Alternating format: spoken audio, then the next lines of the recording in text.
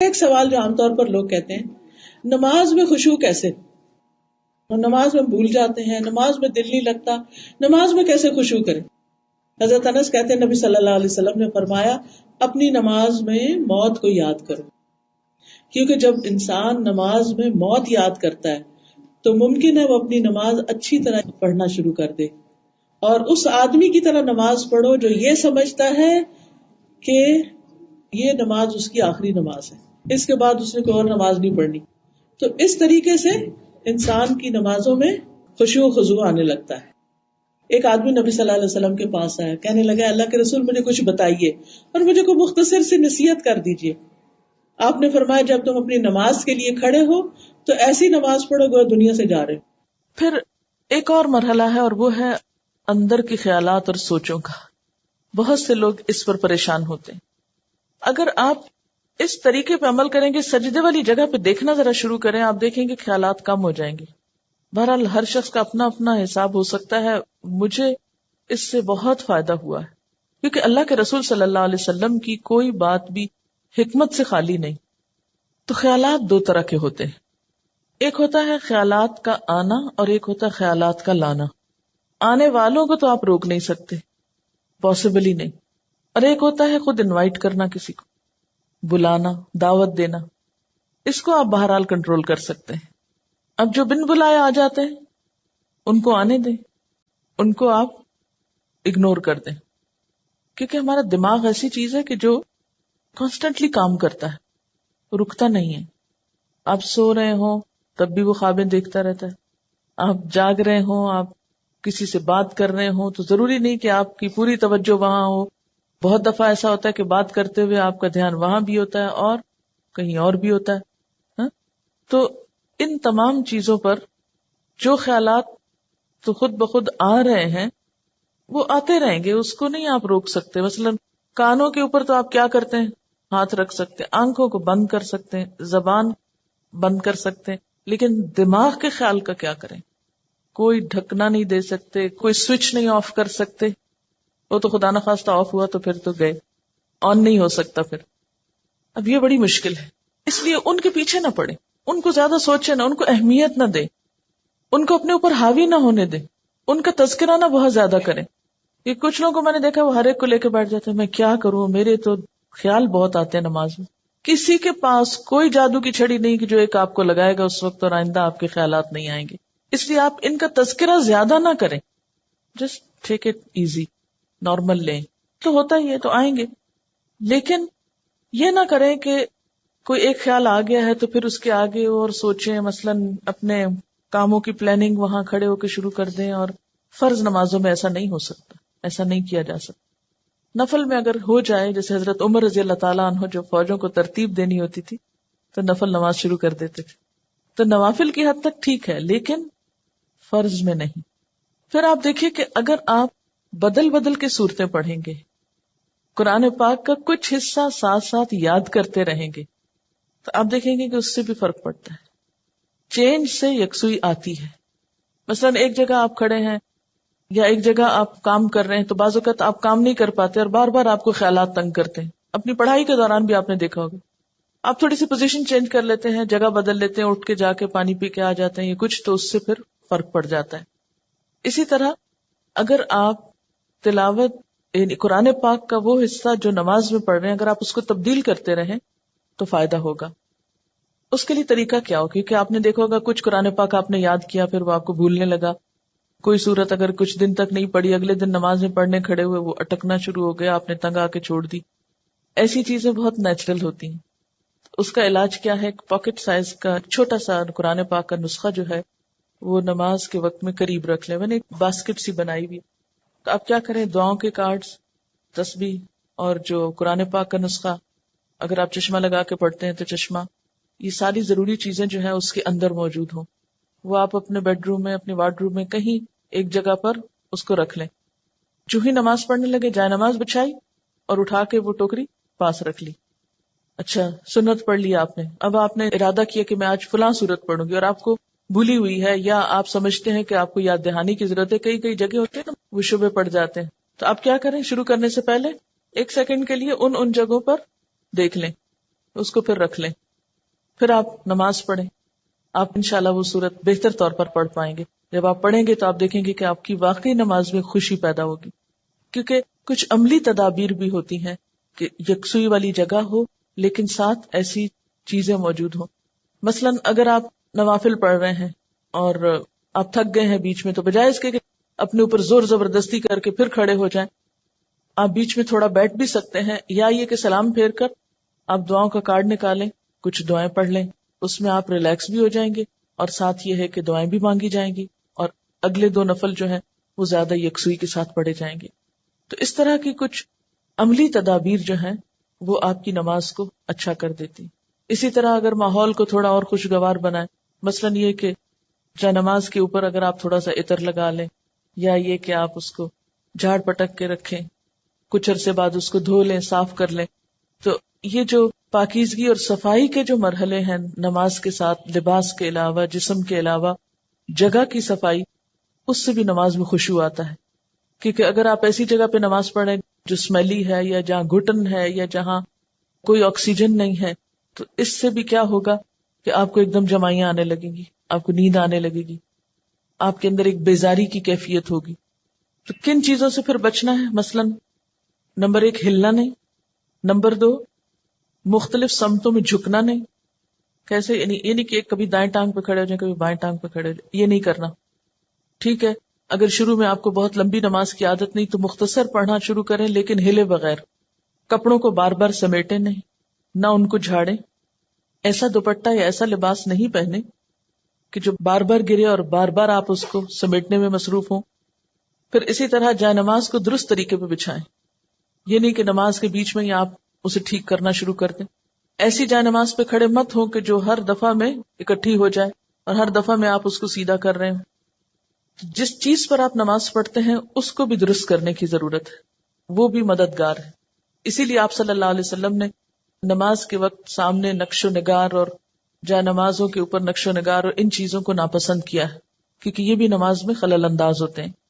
پھر اسی طرح تن کے بھی نہیں کھڑے ہونا چاہیے، یعنی بہت اکڑ کے نہیں کھڑے ہوں، بلکہ نارمل نیچرل ریلیکس طریقے سے کھڑے ہوں. پھر اسی طرح نماز میں جمائیاں لینا اور لیتے چلے جانا نہیں، ان کو کنٹرول کریں. اسی طرح جلدی جلدی کرنا، کیونکہ خشوع کیا ہے؟ سکون.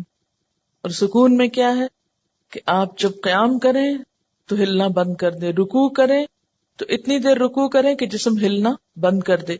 رکوع سے جب اٹھیں تو کھڑے ہو کر دوبارہ اتنا کھڑے ہوں کم از کم کہ آپ کا جسم ہلنا بند کر دے. پھر جب آپ سجدے میں جائیں ٹک جائیں اور اس وقت سر اٹھائیں جب تسبیحات پوری ہو چکی ہوں اور ہلنا بھی ختم ہو چکا. یہ نہیں کہ آپ ایک کانسٹنٹ موومنٹ میں کھڑے ہوئے تو رکوع میں ہلتے ہلتے پھر کھڑے ہو گئے، پھر سجدے میں ابھی ہلنا بند نہیں تو پھر کھڑے ہو گئے اور پھر واپس پلٹ گئے. یہ ماری ماری نماز جو ہے جلدی کی، اس سے قطعاً خشوع نہیں آتا. خشوع کے لیے آپ کو ٹھہر ٹھہر کر آہستہ نماز پڑھنی ہوگی. مسئلہ پیش آنے پر، مثلا نماز میں خشوع نہیں، مسئلہ پیش آ گیا، مسئلہ پیش آنے پر مسئلے کو پہچانے، اس کے اسباب جانے، یعنی مسئلے کو آئیڈینٹیفائی کریں. پہلے یہ ہے مسئلہ، خشوع نہیں آ رہا، پہچانے وجوہات کیا ہیں، کیوں نہیں آ رہا. 1 وجہ کہ جگہ ٹھیک نہیں، 2 وجہ کہ قرآن یاد نہیں، 3 وجہ کہ آس پاس شور ہے، وغیرہ وغیرہ وجوہات معلوم کر لیں. اور ایک ان سب وجوہات سے بڑی وجہ کہ نماز پڑھنے کے ٹھیک طریقہ ہی نہیں آتا، الفاظ کی ادائیگی درست نہیں نماز کی، تو وہ ہر وقت ایک گلٹ ہے اندر، پتہ نہیں ٹھیک پڑھ رہی ہوں کہ نہیں، پتہ نہیں ٹھیک پڑھ رہی ہوں کہ نہیں. یہ جب تک یہ گلٹ رہے گی نماز میں خوشی نہیں آئے گی. اس گلٹ کو دور کریں. اگر آپ کو مثلا اتحیات پڑھنا نہیں آتا، دروشی پڑھنا نہیں آتا، سیکھ لیں کسی سے، بالکل شرم محسوس نہیں کریں، جتنا جلدی ہو سیکھ لیں. کیونکہ اگر درست علم ہوگا تو آپ دیکھیں گے کہ اس سے بھی آپ کو سکون آ جائے گا. سارے مسائل کی وجوہات جانیں اور پھر ایک ایک کر کے وجہ کو دور کرنے کی کوشش کریں. اگر آپ سمجھتے ہیں کہ وجہ دور آپ سے خود نہیں ہو رہی تو کسی سے مشورہ کر لیں کہ اس مسئلے کا حل کیا ہو سکتا ہے. لیکن مسئلے کو سب سے پہلے آپ خود پہچانیں. کبھی یہ نہ کہا کریں بار بار مجھے نہیں پتا کہ یہ کیوں ہے. نہیں، کیوں نہیں پتا ہونا چاہیے. اللہ نے آپ کو عقل دی، سمجھ دی، جاننے کی کوشش کریں. اور پھر اس کے بعد یہ ہے کہ اس کا حل کریں اور اس معاملے میں بے صبری نہ کریں. بہت سے مسائل کے حل میں وقت لگتا ہے، اس وقت کو اویل کریں اور صبر کے ساتھ آہستہ آہستہ آپ دیکھیں گے کہ انشاءاللہ وہ مسئلہ حل ہوتا جائے گا. اور سب سے بڑی بات یہ کہ پھر اللہ تعالیٰ سے خوب خوب دعا کریں کہ اللہ تعالیٰ تو میری نماز میں خشوع دے دے، مجھے نماز کا شوق دے دے، مجھے نماز کی محبت دے دے، نماز کو میری آنکھوں کی ٹھنڈک بنا دے. اس طرح کی جو بھی دعائیں آپ کے دل میں آئیں، آپ دیکھیے کہ مانگنے کے لیے آپ کے اندر سے بات اٹھنی چاہیے نا.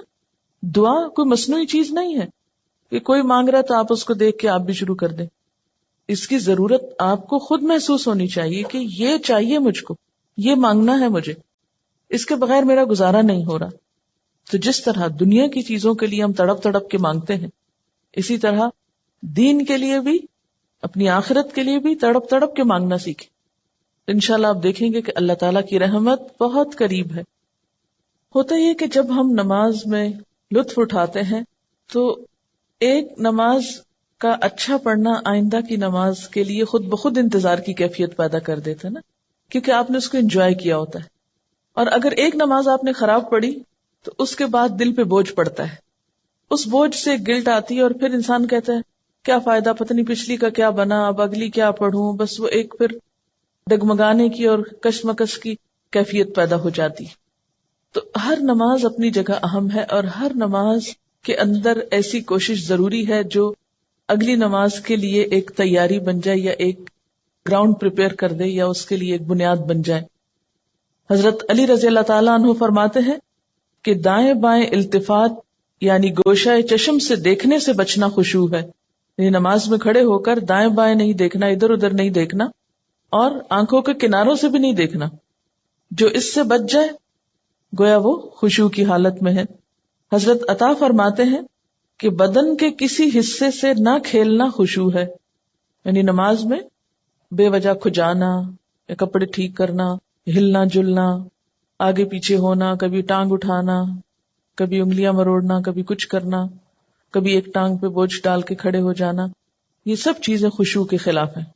حضرت ابو ذر رضی اللہ تعالی عنہ سے روایت ہے کہ رسول اللہ صلی اللہ علیہ وسلم نے فرمایا اللہ تعالیٰ نماز کے وقت اپنے بندے کی طرف برابر متوجہ رہتا ہے جب تک وہ دوسری طرف التفات نہ کرے. یعنی بندہ جب رب کی طرف متوجہ رہتا ہے تو رب بھی بندے کی طرف متوجہ رہتا ہے. جب وہ دوسری طرف التفات کرتا ہے یعنی گوشہ چشم سے دیکھتا ہے تو اللہ تعالیٰ اس سے رخ پھیر لیتے ہیں. یعنی آپ کا دھیان اگر اللہ کی طرف رہا تو اللہ کی توجہ بھی آپ کی طرف. جو ہی آپ نے ادھر ادھر منہ کیا، توجہ کی، اللہ نے بھی اپنا رخ پھیر لیا. نبی کریم صلی اللہ علیہ وسلم نے حضرت انس کو حکم دیا کہ اپنی نگاہ اس جگہ رکھو جس جگہ سجدہ کرتے ہو، اور یہ کہ نماز میں دائیں بائیں التفات نہ کرو. یعنی نماز کو خشوع کیا ہے؟ نگاہیں سجدے کی جگہ ہوں. اگر آپ اس عمل میں کامیاب ہو جائیں تو یقین مانے آپ کی نماز میں خشوع آ جائے گا. بہت سے لوگ یہ سمجھتے ہیں کہ شاید آنکھیں بند کر کے نماز پڑھنے سے زیادہ خشوع آتا ہے، جو کہ غلط فہمی ہے. ایسا کرنا پسندیدہ بھی نہیں. لگتا بہت آسان ہے کہ کچھ چیز نظر نہ آئے تو ہمارا دھیان زیادہ اللہ کی طرف ہو جائے گا، لیکن آج آپ نماز میں تجربہ کر کے دیکھیں، جو لوگ آنکھیں بند کر کے پڑھتے ہیں وہ آنکھیں کھول کر سجدے کی جگہ دیکھنا شروع کریں. اس میں یہ ہوتا ہے نا کہ جب ہم بچپن سے ایک طریقے پہ نماز پڑھ رہے ہیں، کبھی کسی نے ہمیں ٹوکا نہیں، کیونکہ ہم سب سے زیادہ مائنڈ اس وقت کرتے ہیں جب کوئی ہماری نماز کی اصلاح کرنا چاہے. عام طور پر اگر آپ لوگوں کو کسی بھی چیز سے روکیں تو وہ اتنا نہیں برا مناتے، لیکن اگر نماز کے بارے میں تھوڑی سی بات بھی کر دے تو ہائپر سینسٹیو ہوتے ہیں، غصہ کرتے ہیں کیوں کہا، یا یہ کہ نماز کا طریقہ درست نہیں، اگر اس میں کسی نے تھوڑی سی بھی مداخلت کر دی تو ناقابل برداشت. تم ہوتے کون ہو مجھے کچھ کہنے والے. اس لیے عموماً لوگ اپنی عزت بچانے کو دوسروں کو چھوڑ دیتے ہیں. ٹھیک ہے جو چاہیں کریں، پھر کیا ہو سکتا ہے. جب کسی کو خود پرواہ نہیں، جب کوئی خود اپنی اصلاح نہیں چاہتا تو آپ کیا کر سکتے ہیں کسی کے لیے. اور بعض اوقات انڈائریکٹلی 20 بار سمجھانے کے باوجود بھی لوگ اپنا طرز عمل نہیں بدلتے. تو یاد رکھیے کہ جب تک طریقہ درست نہیں ہوگا خشوع نہیں آئے گا. تو خشوع لانے کے لیے نمبر 1 کہ سنت کے مطابق نماز پڑھنے کی کوشش کریں اور اس میں سجدے کی جگہ پہ دیکھنا شروع کریں.